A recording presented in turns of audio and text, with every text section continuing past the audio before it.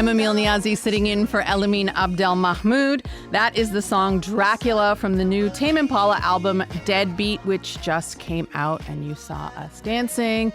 It is a return to the brainchild of Australian musician Kevin Parker and his psychedelic, smooth, funky sound. It's a sound you hear in countless indie bands today, and even major pop stars like Dua Lipa, Lady Gaga, and Mark Ronson. They have all tapped Parker for his production style. Deadbeat is the first Tame Impala record in 5 years.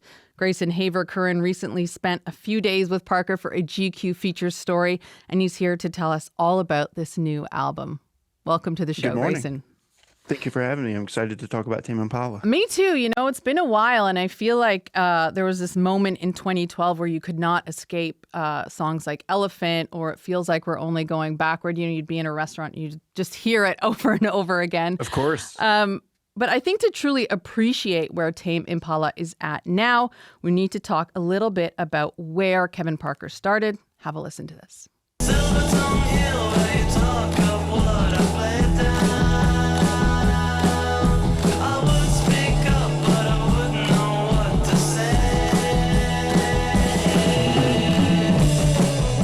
From 2010, that's Tame Impala with their song Lucidity from their debut album Inner Speaker.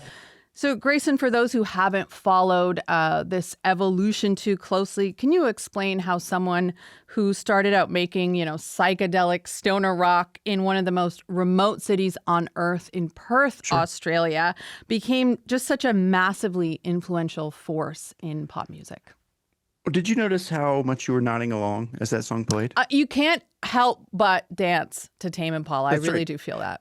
Yeah, I think the thing that is remarkable about Kevin Parker, who's the person who has made pretty much every sound ever on a Tame Impala record, which I think is surprising to a lot of people. He's sort of the obsessive at the heart of the band. He makes all this music by himself. I think the thing about Kevin that is so remarkable is his sense of rhythm. He grew up. He was a little shy to like techno as a kid. He was sort of picked on a little bit for enjoying it, but he sort of inherits this sense of rhythm, and he adds it to these sort of these classic psychedelic rock sounds that you've heard. If you've heard the Beatles, if you've heard the Stones, if you've heard the Kinks, this palette. Like the way these guitars sound, but the way the drums are moving beneath it. It has so much to do with hip hop. It has so much to do with electronic, and it has so much to do with momentum, with movement. And I think that sense of song, that sense of rhythm beneath these classic sounding songs, it was catnip. It's catnip for people. It sounds familiar. It sounds like feeding yourself dessert while dancing or something. And with that, Kevin, basically was sharing these stories of like growing up, kind of being a little confused, like we all are, about where his life is going, where his love life is going.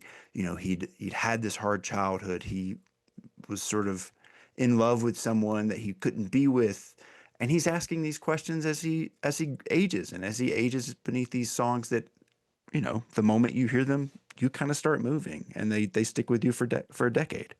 I love that. Well, let's hear a little bit more of that catnip, shall we? Let's do it.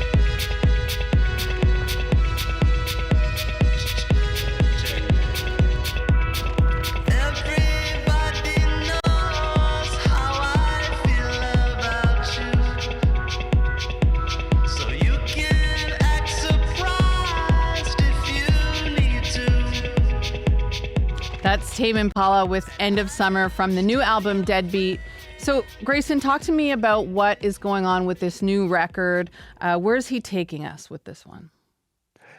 Kevin, like I mentioned, Kevin, as a child, liked electronic music, but his brother and a few friends were like, electronic music's kind of lame.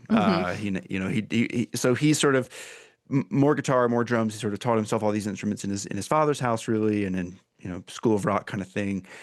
But success can be a license for some to be what you want to be, and to sort of explore these ideas and these loves that maybe have been cast aside. So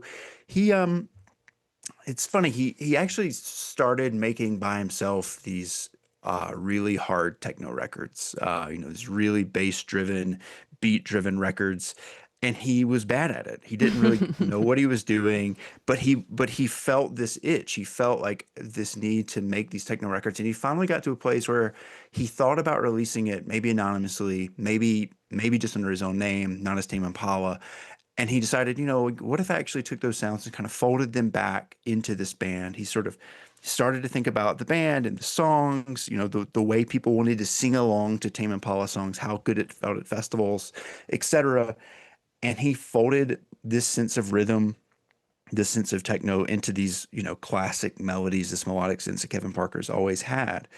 And that's sort of the sonic palette of Deadbeat. The title works or it doesn't work depending on which parts of the Tame Impala Reddit you're reading on any given day. Because it is a beat driven record.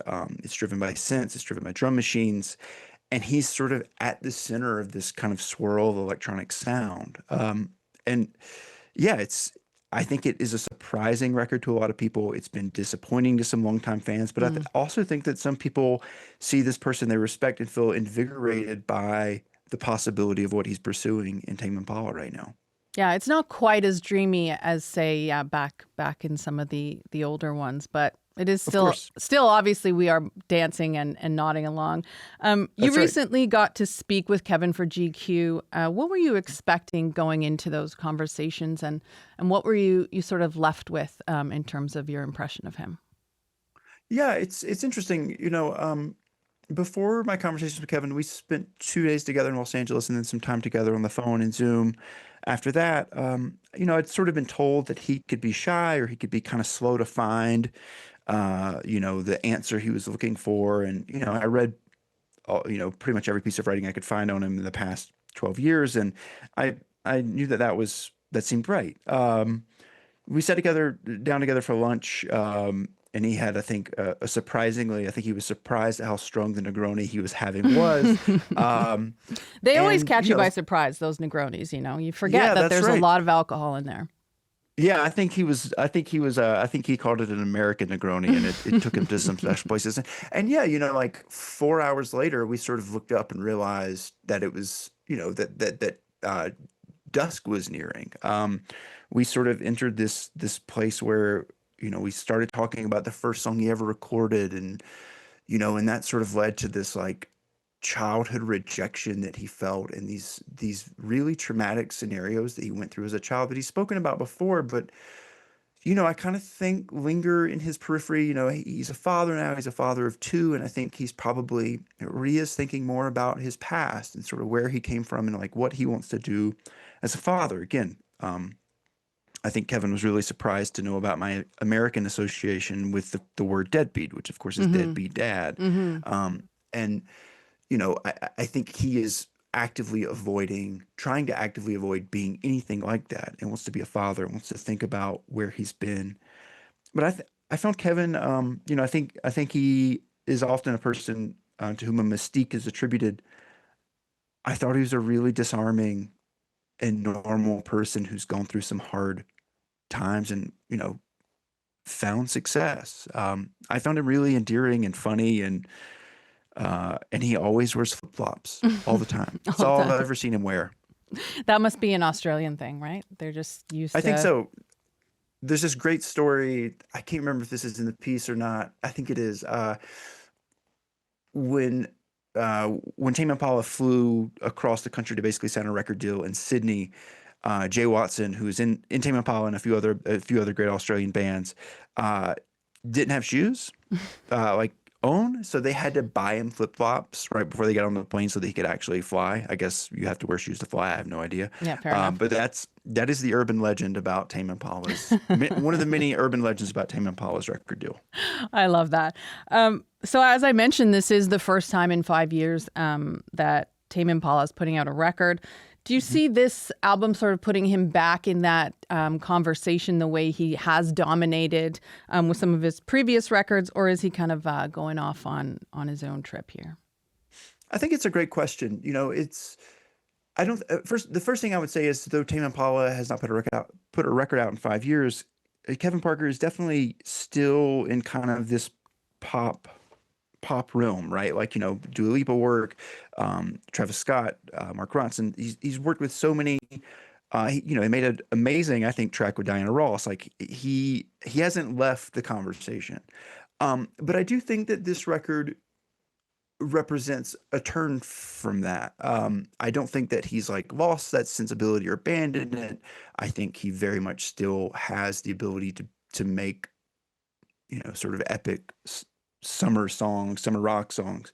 But I do think that this record feels like a dad record in a lot of ways. It feels like a parent record. It feels like a record you sort of take on a run during a nice day to like escape the feelings of home. And he talks about, there's this amazing line about like staying in to watch Family Guy on the second track, and it feels like the kind of record where you sort of that you escape to, and you're looking for escape. I love that. Maybe you want a glass of wine in the kitchen or something. I don't know. I love that. Well, thank you so much, Grayson, for chatting with us today about this record.